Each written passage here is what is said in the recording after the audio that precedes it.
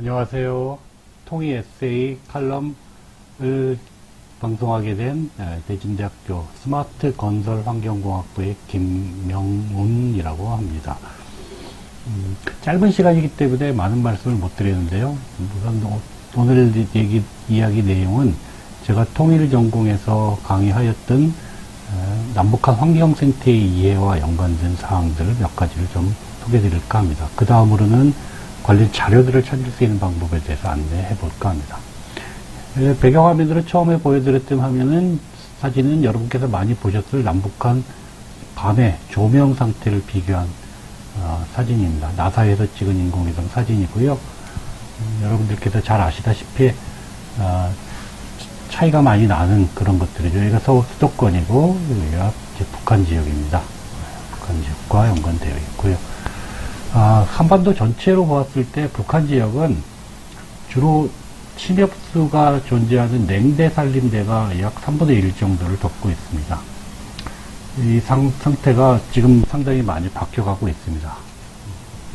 북한에도 동식물을 보호하기 위한 다양한 제도들이 마련되어 있습니다. 동물보호구라고 하는 것들은 우리나라식으로 따지면, 남한으로 따지면 천연기념물 보호구역이라고 볼 수 있는 거고요. 이 사진은 오소리 여우모 종류 중에 하나인 검은돈 보호구가 존재하고요. 수리라든가 매, 과거 광릉에도 있었던 큰악새, 딱따구리죠.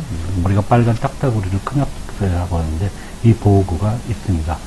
식물보호구로는 부채 붓꽃이라든가 신의대, 대나무의 일종입니다. 만삼은 요거는 더덕 같은 종류라고 보면 되고요. 흑송보호구 같은 것도 있습니다. 해안가에는 해조류 번식보호지구가 존재합니다. 보시는 바와 같이 주로 서해안 쪽에 많이 존재를 하고 있고요. 여기에 살고 있는 보호대상 조류입니다.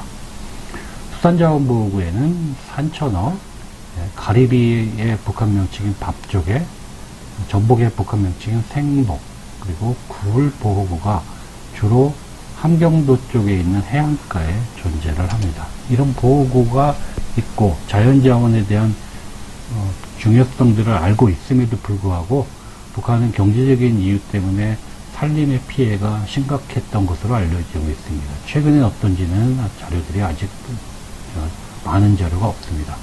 연료 부족 때문에 산을 깎아서 산에 나무, 그리고 화전으로 밭을 일구기 위해서 산에 불을 놓는 행위, 구호나무라고 불려진 정치적 행위를 나무에 새기기 위해서 산림이 훼손됐던 그런 사례들이 있습니다.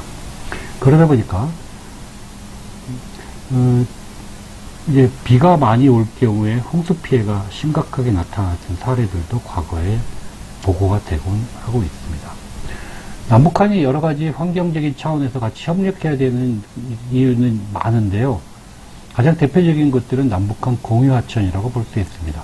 예를 들어서 임진강과 북한강은 북한에서부터 발원해서 남한으로 이어지고 서해안으로 유입되는 하천입니다.